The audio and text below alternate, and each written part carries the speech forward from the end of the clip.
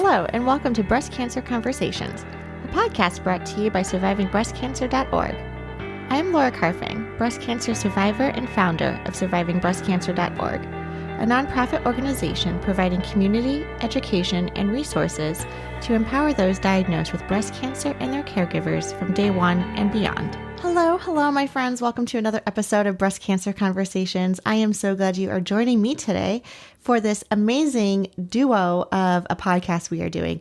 I have teamed up with Jen Delvaux. She is a breastie, just like me, and also has a podcast just like us. So we decided to record each other, have a girl chat and, all things breast cancer related and how we got into the breast cancer business of podcasting and sharing our stories and all of that great stuff. So this should be a really fun episode. I can't wait for you to hear Jen's story.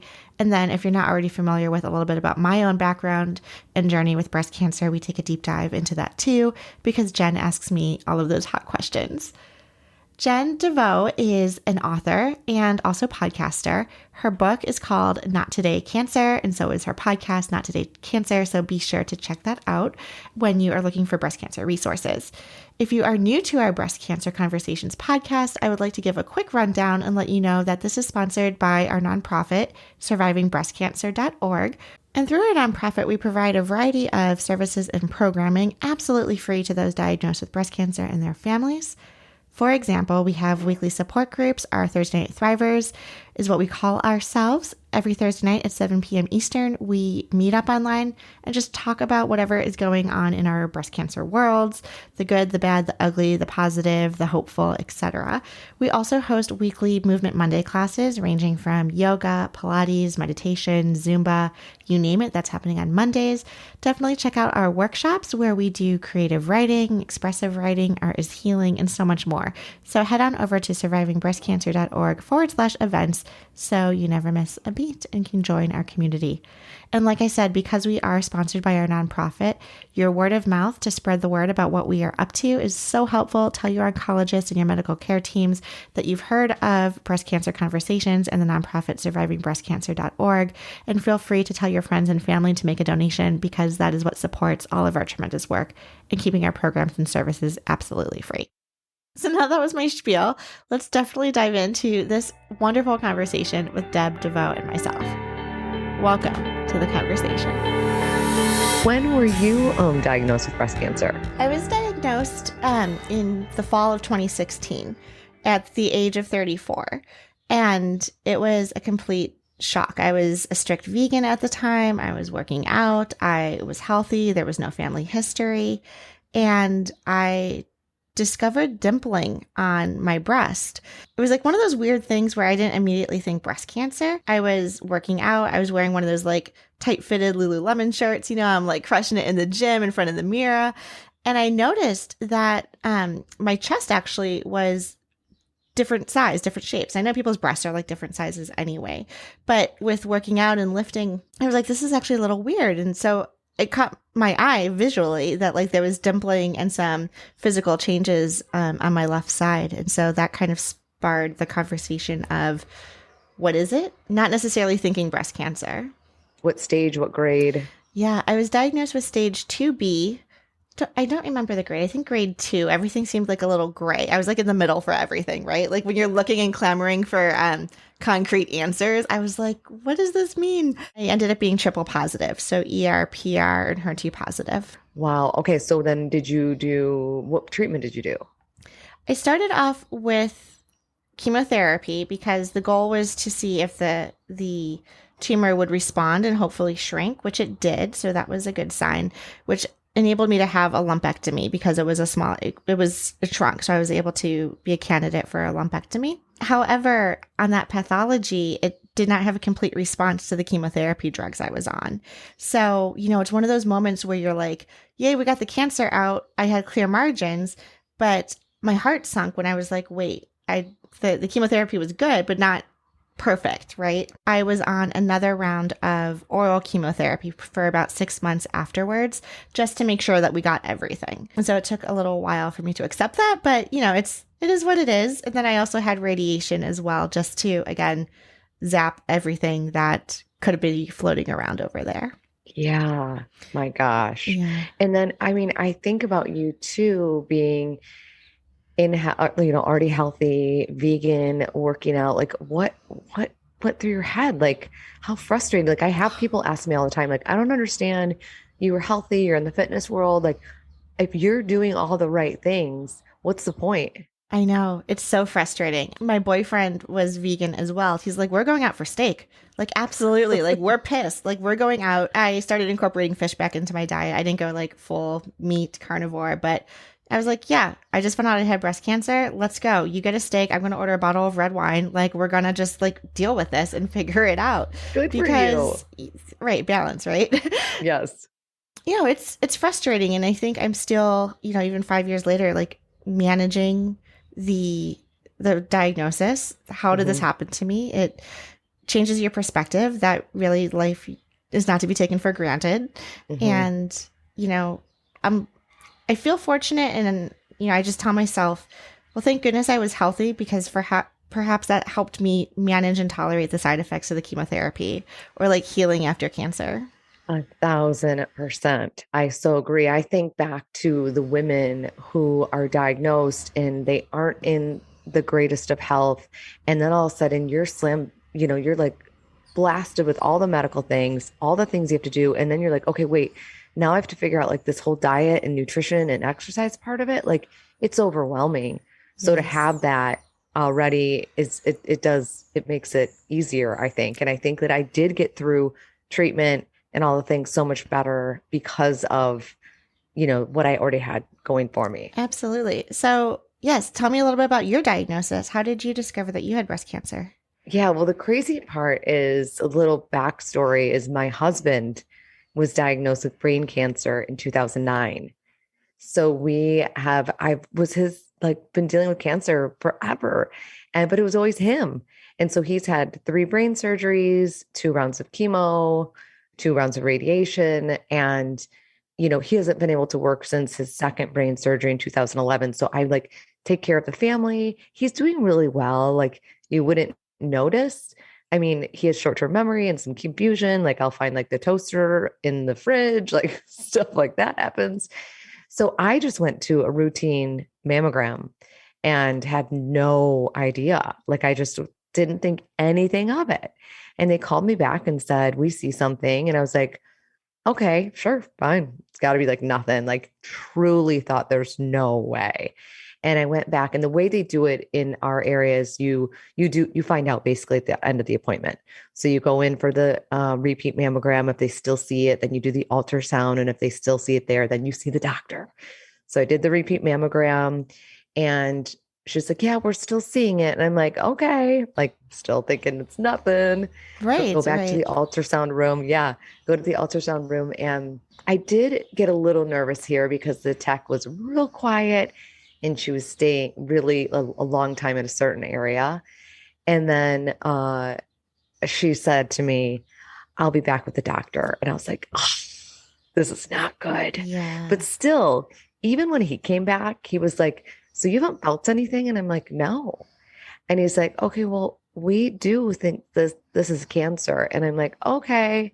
And he's like, "Do you have any questions?" I'm like, "No." And I didn't have my husband there with me. I just still did not believe it. I was like, "There's no freaking way husband and wife can both have cancer." And Yeah. then the second I got home, I even told Darren, I'm like, "I still don't think so." But I'm like, "I think it's gonna be fine." And then they called me and they're like, "You need to come back in tomorrow morning, ASAP.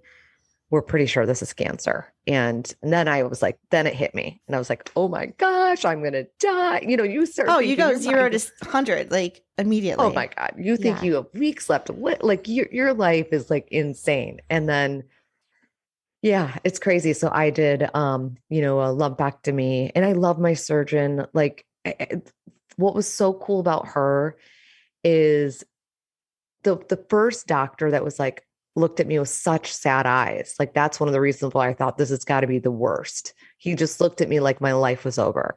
I walked into my breast surgeon's office and she's like, and I was like, "Listen, I can't die. Like my husband has brain cancer. I need to be here for my kids." And she's like, "Girlfriend, this is like nothing."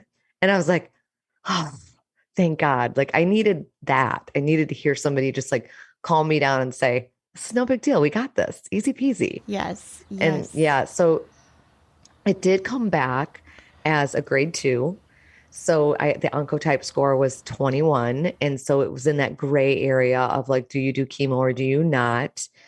And I thought for sure I was going to do it. And then we went back and forth and just decided not to. And had my ovaries removed. I did radiation and now I'm on aromatase inhibitor, hormone blocking meds. So that's my story. Yes. Well, thank you for sharing that. And, Yeah. you know, so when they called you back then, that's when you had the biopsy done to Yes. confirm. And then what stage were you? Stage 1, so Stage one. small, Mm-hmm. but grade 2, so a little bit of the, aggressive characteristics to that. Yes. And I was shocked by that. Like I was not expecting that. I was thinking this is gonna be easy. And then all of a sudden you're like, wait.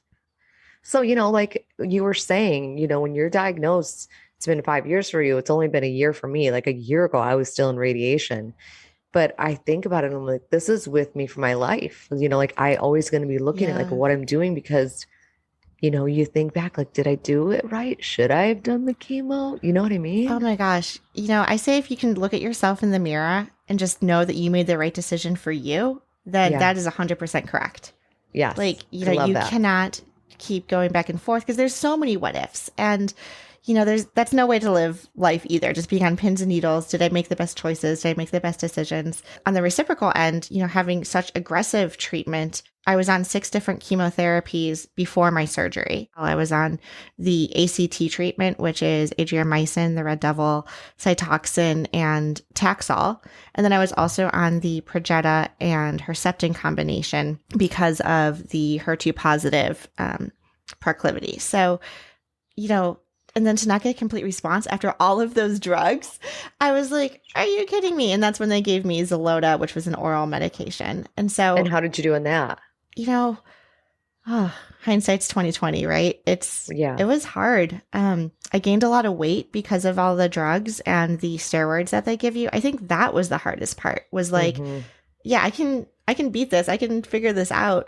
But just not only the body changes of surgery, but the being forced into medical menopause. I too am on an aromatase inhibitor. The joints Hmm. hurt, so you're not as excited to work out anymore. And I'm like, oh my gosh, like menopause is real. Like I'm getting like all this weight gain in my midsection. Like what is happening? So that to me was actually almost harder than the cancer diagnosis. Was coming to terms with my physique.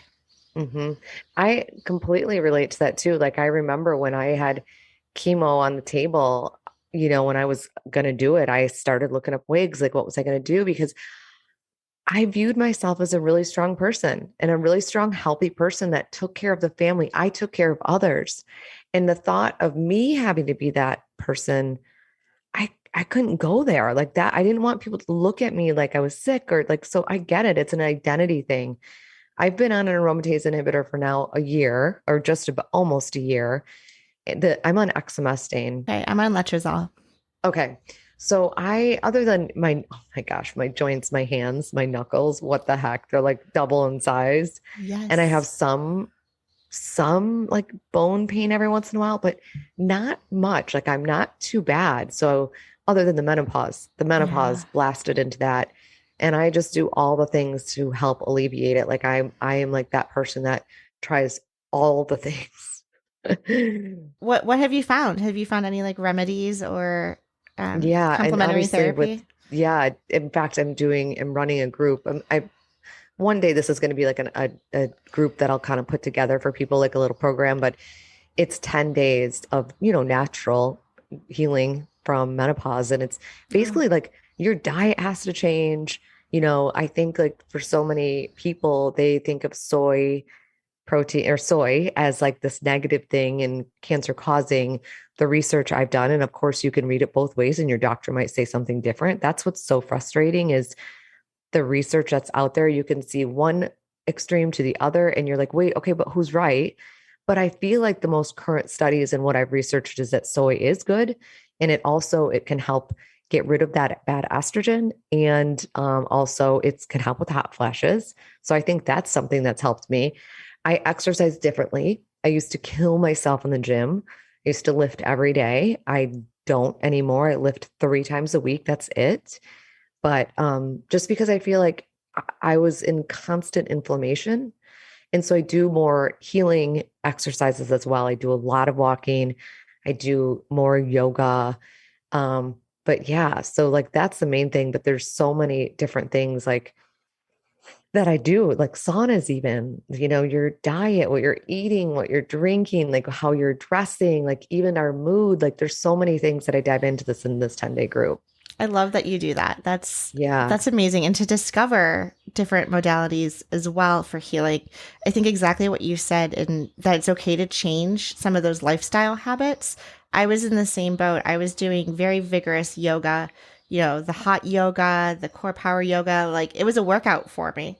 And now, I don't have the upper body strength that I had after surgery. And so I'm like, meditation is okay. Sitting here and being still is my new form of practice.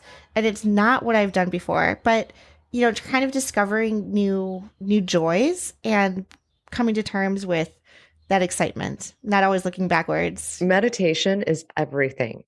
And in meditation and all you learn, that was something new for me too. You were probably just like me, where I was like the workout, like meditation and walking. What does that do for you? Right. And but meditation, oh my gosh, it's everything. It literally saved me. I felt so out of control when I was first diagnosed. Like was just scared to be in my own body. And I put on this meditation and I just listened to it. And it was the first time, in a week since my diagnosis that I had felt calm.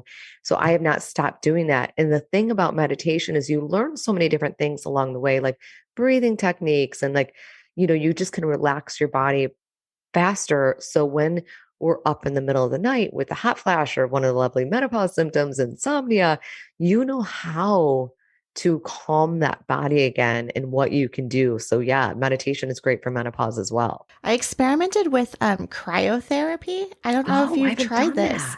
that. A No. girlfriend was telling me about it, and it's one of these. I don't know. I'm not sure if it's a trend or what it is or what's going on, but there's these studios where you literally can go in, and I think they drop temperatures down to like negative 200. It's something Yeah. quite intense. Um, and you have like booties on, so like your feet and hands don't get frostbite. But you basically go in like a towel, and then for 3 minutes you're in this like ice chamber, and you can play music. I think that's how I get through it. Like they have like Spotify, so you can put in your favorite music, and like I'm just jamming out in this like ice chamber for 3 minutes, singing my favorite songs. And I've only done it a couple of times because it's kind of expensive. However, it has helped so much with the joint pain. Like you just Really? it's almost like when you jump into like the ocean, right? Like just Yeah. that freezing shock of, wow, like the inflammation feels to go down. My knuckles felt better. My joints felt better. I'm dealing with some lymphedema from some of my surgeries. So it just like, I just felt like it helped. And I was like, oh, this feels good. And yeah, well, I mean, I don't know. I'll have to try that out. Listen, I am the one that's always willing to try anything, but although I do deal with hot flashes, I get so cold. It's like insane. So like stepping into that will freak me out, but I'm willing to try anything at least once. I think all these healing modalities are so cool. One other thing that's truly helped me is acupuncture. Have you done I that? have not done that one yet. Tell Oh my me. gosh. I swear by this. First of all, he's another one. I had two people, other than what I was doing, what my doctor said, I did energy healing and acupuncture. And both of these two helped me so much because it just calms you a little bit. But the acupuncture, he literally can, you know, do points that help with menopause symptoms and bone issues and arthritic issues, osteoporosis. Like acupuncture, I swear by. I'm gonna look that up. I can't wait for You like our need to do follow it. up conversation. You're gonna come back from like cryo. I'll come back from Yes, acupuncture, and we'll be like, "Oh my we do. god!" Yes, absolutely. Ah. So what did you do as far as so you when you were diagnosed, one thing that's helped me, and obviously you're doing the same exact thing, so I'm curious what you do, was sharing my experience and then helping others get through this because I know I knew for me, I was like, I want to find women who are getting through this and successfully and watch their journey. Yes. And so that's why I do what I do now is just to help other women. So I know you do this. So what are you doing to help support women? Yeah, no, great question. So it's so funny because I think back to like 2016 and social media was definitely a thing, but I feel like it was a different thing. Like it's not how it is now. And being diagnosed in Boston with access to some of the best medical teams and hospitals in the world, I literally thought I was going to be able to post like, "Hey, 34, I got breast cancer. Like, come hang out with me. Tell me what I need to know." And it was crickets. Like I couldn't find anyone to connect with. And, my hospital had a support group, but they were all different ages. It wasn't necessarily for younger women going through different things. Like they had kids, I didn't have kids, they were older, like they were either not working or, I was trying to work through my treatments. Like there was just so much going on that it was really hard to find someone to relate to. And what I also noticed was that if you're getting treated at one institution, you couldn't take advantage of the offerings at another hospital, right? Like their programs and services were for their patients. So I really wanted to kind of break that ceiling and create something where, regardless of where you are, there's going to be opportunities to connect with other people who've been diagnosed with breast cancer. There's education that is offered in layman's terms, and there's a community and support resource for you so that you don't have to go through this alone. So I started posting on social media and literally making YouTube videos of this is what my scars look like. This is what the bandages look like. This is how you milk the drain after your surgery. Like literally just putting myself out there because I didn't know what was going to happen. I realized that we started to get a little bit of a following. People were interested. They found the information helpful. And so in 2018, I started our nonprofit, survivingbreastcancer.org, which has exponentially grown over these last 5 years to, again, be a virtual platform to bring the community together through support services and education. That's amazing. Thank And then you you. created this podcast too, your Yes, podcast. yes, the podcast Breast Cancer Conversations, which again is sharing stories, getting people's voices out there. We Hmm. bring in, experts, people who've been diagnosed, all stages and phases, medical professionals to help answer some of those questions exactly of like, what should we eat? What should we do for exercise? So, Yeah. really just trying to provide access to information for people. Yeah, I love it. As far as like you just talked about like nutrition and stuff, and I know you were vegan before, so I know you incorporated fish back in. Are you still really watching your nutrition? Like any other changes you made? I go back and forth. I think after my diagnosis, and I'm curious to hear about your diet as well.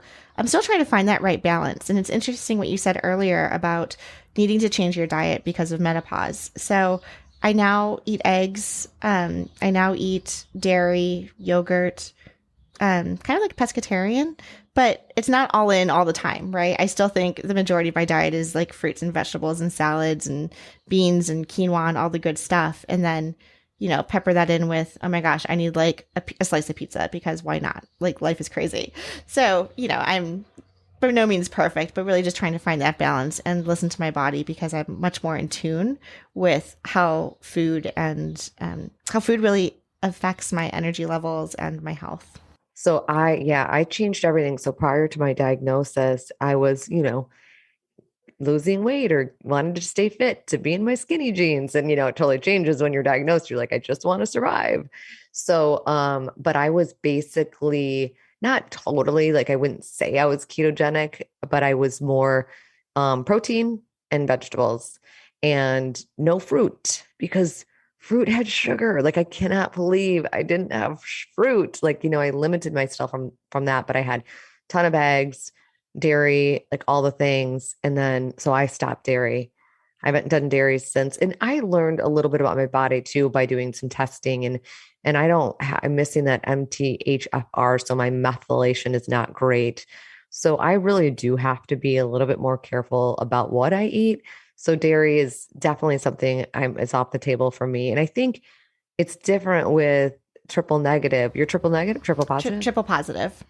Mm-hmm. Okay. So I don't know what it is, but for the diagnosis that the research that I've done, dairy is questionable. But again, everything in moderation. Yep. It's like if you do too much of anything, it can not be good. So, um, but I dairy free and then tons of fruits, vegetables, plant-based, but I also do have fish every once in a while. Yeah. Yeah. And what And then about the occasion carbs? Like, do you do like breads or pastas or limit I those don't too? watch my carbs at all. I mean, I don't do like pastries and cakes and cookies and sugar and like white pastas. Like if I do a pasta, it's like a lentil pasta. But I do quinoa. Like the bread that I eat is like a spelt bread. So I'm really conscious about what I'm eating and the type of carbs, but I am more focused now on fiber. Like I think we live in this protein obsessed world and we think like we got to make sure we're getting in enough fiber or enough protein. Well, we get in enough protein. We really do. We actually probably get in too much. So I dive a lot into that menopause group, but it's fiber is what we're lacking. And so really making sure we're adding in fiber because that helps detox your body from those toxins, helps get them out of your body. I love that. I love Hmm. that.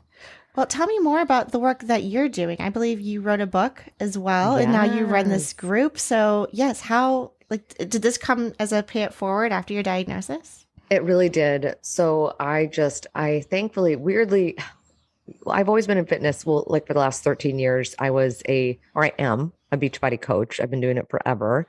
I did And Beachbody for a little while. No oh, you way. did? Oh my gosh. Yes. Okay, I'm gonna sign Yeah, I back know up. people You don't can even know like that. be my coach. Okay, I like totally Yes. need to get back on track with that. Yes. So I've done that forever and grew a really big team. So that's kind of what I've done. So you probably know Pio then. And Yes. Oh my God. so All the Shalene is one of my best fun. friends. No She's way. yes. Oh, We're going to be actually in New York on Wednesday for Girls Weekend or Girls Week. yes. So Oh, Shalene and Janelle, so yeah. so exciting. Yeah. And Janelle Summers, you probably know her then. I don't know Maybe if I not. did one of her Okay. programs. No. So funny. But well, she's actually one of the major coaches within the network. So that's Okay. who she is. But anyway, so I did that forever. And then when I was diagnosed, I was like, everything stopped there. And I was already kind of into, like the person to go to for fitness. And I'm like, okay, now I'm going to change this. And I kind of pivoted a little bit. And I wanted to be that person to help women get through diagnosis. And thankfully, because of all the work I had done 13 years prior to that, I was literally able to take a year off and just focus on healing and research and write this book and help women. And so I've had these just free groups that women can join where it's so cool because it's that group that you never want to be part of this club, but once you're in it, you have friends and support for life. So I've had that, and now I'm kind of pivoting again because I feel like I'm not that I'm pivoting. Cancer will always be a topic of discussion for me, but now I'm focused a little bit more on menopause because I want to help women now that have kind of gotten or have gotten through the tough stuff, but now they're dealing with the aftermath that a diagnosis can leave you with, which is, menopause. And so I want to help people get through that, which is fitness and health and just taking care of your body. Yeah, that's Yeah. amazing. And I think it's so important. And, whether it's through menopause or, I was talking with another woman who was helping focus on, pelvic floor exercises or other things that we Yes. need to be aware of. And so, this whole idea of like survivorship, right? Like what happens after you get through the active treatment part? And how do you, like you mentioned, it's always in the back of our head. If you had a lumpectomy, you're still going in for routine screenings and all of these things. And then the level of anxiety that, the PTSD, I call it, like you're going back. I was like, last time I was here, it didn't end so well. Like I'm a little nervous. And then I just remember at work one day, like getting upset that the paper jam was happening with like my printer. And I was like, ah, the little annoying things are back in my life. Like this is a good sign. So, Oh my gosh, that's so oh, true. It's like that is absolutely the truth when the normal stuff starts happening here again. Because yeah, it's something that will always be with you though. I mean, and I hear so many times like I didn't realize this, but I mean, I did go through it too, but so many women they feel like, okay, I'm done with treatment. I'm finished. I rang that bell. Now I should be happy, right? I'm through it. And that's really when the true work begins. Like all of a sudden you're just like, okay, like I'm alone in this. Like you have support, you've got people like going cheering for you. And then they just think like, okay, she's good now. And they don't realize mentally what you're dealing with and the fear. And just like you said, like any little ache or pain, you're like, am I good? Is this good? Is this normal? Is this something else? And yeah, but it's just working through it and doing the things that like I can't imagine where I'd be if I didn't work out, if I didn't watch my nutrition for the most part. Again, I'm not perfect. My girlfriend was here. We enjoyed some cocktails over the weekend. You know what I mean? You have to live your life and not stress about it. But meditation, like doing the things that help me because otherwise I don't even know how to get through it. Have you done any work in like the caregiving space, given your personal experience with your husband? Yeah. I mean, for a long time I did when I actually worked with a lot of women who were caregivers to their husband because that's a tough job too. I mean, it really is. I think about because I've been on both sides of it. And I think for me, I would say being that I don't like people taking care of me. I would rather take care of Darren, but that's hard. Like being that person where you're constantly taking care of somebody is not easy. And so, yes, I've worked with a lot of women. And it's the same things. Like if we're taking care of ourselves, but we're putting ourselves first and we're diving into personal development and we're just putting good things in our body, including what we're watching, what we're listening to, who we're surrounded by is key to like get through all that and taking care of you. Like you have to fill your cup to be able to help others. And how are you doing now? So, like, you're about 1 year out, and are you in this phase now of like putting in that work, so to speak, of reestablishing this relationship with your body? Definitely, I'm more right now focused on the menopause stuff. And because I haven't, like you said, I mean, I've noticed some things where I've had some bouts of like, I don't, I don't feel like I'm me right now. Like just hard days that are not me. And I'm like, is this the drug? Is this exmestane? Because I'm not being me right now. Because I've heard of, and I'm sure you have too, so many people talk about like, yeah, I went off that drug because it made me depressed. It made me all these things. And so I feel that every once in a while. And then I let myself feel it. So that's really important is to allow those feelings to move through you. And then I'm like, okay, what do I need to do to start feeling good again? And then you go back to like even like writing out a joy list and like having a list of things that you know will bring you joy and going and planning those things. So yeah, what about you 5 years out? Like how are you feeling? What do you do? Same. I mean, it's a roller coaster still. Yes. I'd like to say it does get better and easier, but I don't know if it's that or if I've just accepted the side effects and have learned to manage and live with them. I will say, and I'll be curious to know, like, kind of the cycle when you're talking about some of the mental health and the depression that some of these drugs can lead to. I joke with my boyfriend that it's like I'm on a 3 week cycle. 2 weeks I'll be great. By the time you get to week three, I'll be whether it's work, it's life, something happens, and I'm like I go down the rabbit hole. And he actually like pointed this out. He was like, "No, every 3 weeks this happens to you, Laura. Like you come home from work, you're a mess, you cry for no reason, you're moody." And I'm like, "But then I pull myself up out of it." And then he's like, "Yep, this will happen again in 3 weeks, no problem." So he kind of brushes it off because he has observed this in me as the caregiver. But then once he said this, I was like, "Oh yeah, it's just one of those things. Like now when I'm crying or now when I'm like emotional for like no reason, it could be like beautiful and sunny outside, and all of a sudden it hits me that I had cancer and I was going through this really traumatic period in life. It's got this context now of like, oh yeah, that's just part of this up and down mood swing, I guess, of Yeah. menopause and the drug." Yes, I bet it's a PMS. Yes. A few days out of the month when we had our periods back in the day, you went through this where you're a little bit more or emotional, a little unstable. And so it's kind of similar. You're Yeah, so it's a right. good It's like a point. day or two of this funk and you're like, I just don't feel like myself. And then all of a sudden you're like, okay, I'm me again. Like I'm okay. It's not the drug. Cause like, do you know how many times I've contemplated like I'm going off this drug? Oh, every day, and it's been 5 years, and I have another five to go. So you'll Really? get there. So So did you get to that? Because everybody says the 5 year anniversary or the 5 year mark yeah, is like the great mark because that's when you're like, did you yeah, you hit that? I hit that. So I was very excited. And my and I don't know if it's because of my diagnosis. Again, everyone is a little bit different.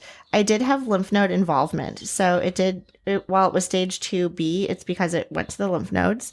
And so the science that's coming out recently is they're starting to recommend going on these drugs for up to 10 years. And so 7 seems now to be like a sweet spot. So, mentally, I'm like, let's get to 5. Let's get to 5. I don't want to be on this anymore. But I still say it every day. Like, it's hard, but I don't think I have it in me to like stop taking it. Right. Like, I know. so That's the tough part is you're like, you would hate to all of a sudden go, I could have dealt with those side effects and not have to go through this again. exactly. How many lymph nodes were involved? So I had a full axillary node dissection, which was they took out all of the lymph nodes under my armpit, of which 3 tested positive. Okay, got it.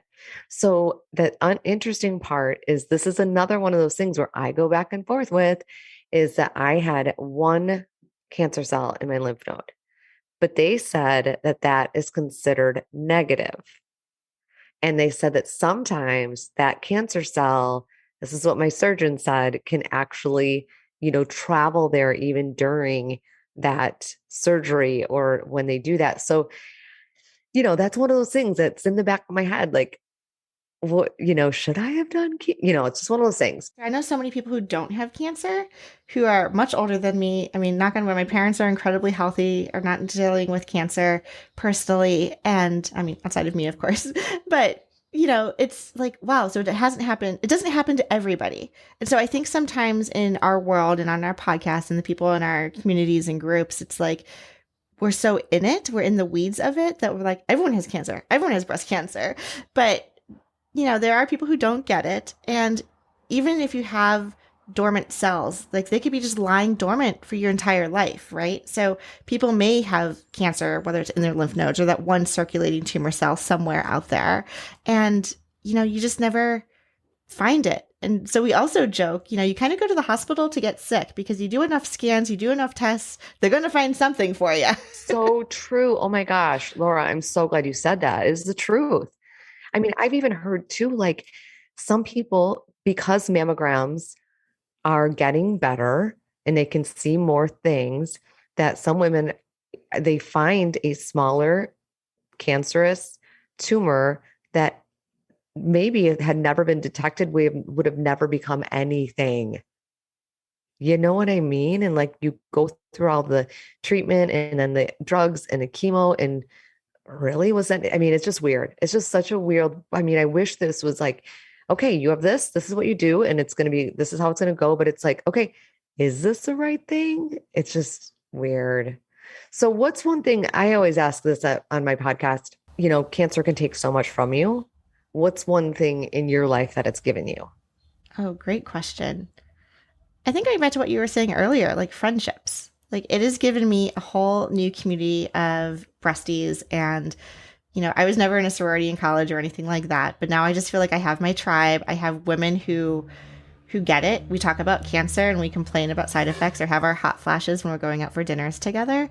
But then we're also talking about vacations and life and relationships and pets and like all of the things. And so that's just been really fun. And, you meet someone, you have a diagnosis, you have this immediate connection, and then you have this lifelong friendship. So that's been the silver lining. Totally agree. I feel the same way. And truly, nobody understands, and nothing against that person, but even family, even your closest friends, nobody understands unless you have been in this position. What about you? What has this journey provided you? Perspective. It's woken me up. I feel like, I think that, I mean, besides the community, I love the community. I'm way more spiritual.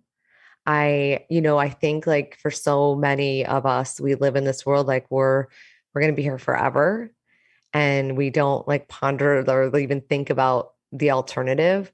And it makes you think about that. I'm just way more spiritual. I'm more, I'm closer with Darren. I appreciate life. Like, I don't just, like I said, my workouts were like just to fit in the skinny jeans. I get outside and I walk and I look at the flowers and I look up at like the birds and the nature. And like, it's just my whole world is just different and it feels good. Like, I love it. I appreciate the little things in life. Like I never have before. Nature is my healing spot. Like if I am feeling stressed, like I just need to get out of the city, especially being in Boston. Like take me to the mountains, to the ocean, like just get me out of like the congestion and the hustle and bustle. And you're Yes. like, Oh my gosh. And you're like me. oh, We don't get the weather. We I get to go know. outside in the spring. We're like, get me outside. Oh, We've been amazing. trapped. Well, and remind me, what is the name of the podcast that you produce? It's the Not Today Cancer. Not Today Cancer. Oh, I love that. Yeah. Yeah. And so we talk a little bit about, so Mondays, I'm usually interviewing an expert. Wednesdays, I interview another breast cancer thriver. And then Fridays, it's my husband, Darren, and I together. And yeah, he's pretty funny. And so you never know what's going to come out of his mouth. We do an update on him, update on me, and we just kind of answer questions. So on Instagram, we'll ask like, what questions do you have for Friday? And we answer those lives that are usually pertaining to cancer. In fact, like somebody just asked recently, they want us, Darren, to do a podcast on Father's Day suggestions. Oh, great. So yeah, absolutely. we do all sorts of things on Fridays. So do you produce like episodes 3 times a week? Yes. Oh my God, you are like on fire. I was like happy about my podcast that comes out once a week on Mondays. Yeah. And I'm like, okay, I'm consistent. I got my Mondays down. Like, good for you, girl. Oh my God, that's amazing. Yeah. I mean, every once in a while I don't get a Monday one out, but typically Wednesdays and Fridays for sure. Yeah, super fun. It is a fun platform. It's really nice to isn't it connect. fun? You know what it is about podcasting? And I know you feel the same way. It's therapeutic to share your story and to be hearing from other women and experts and that you're giving back and know that you're helping other women. It's just like, it's the greatest thing. So how can our listeners follow you and get in touch with you and like website handles, all that good stuff? Yep. So Instagram, it's at Jen Delvaux, JenDelvaux. And then it's jendelvaux.com. My book is Not Today Cancer. It's on Amazon. It's Not Today Cancer, a non-typical survival guide for the girl that wants to thrive, not just survive. Nice. So, and what about you? Yes. So our social handles are survivingbreastcancer.org, all one word on Instagram. And we're pretty active on Twitter as well. So you can follow us at SBC_ORG. And our website is survivingbreastcancer.org. Awesome. And of course, I'll have all that in the show notes below. Likewise. Awesome. Yay. This has been so fun. I know. I agree. I want to do this more often, actually. Yeah, just a fun conversation between breasties. Exactly. Wonderful. Well, thank you so much. This has been a pleasure. All right. Thank you. And thank you all for listening and tuning in week after week here on Breast Cancer Conversations. Please be mindful that all of our content and information is for educational purposes only and is never a substitute for medical advice.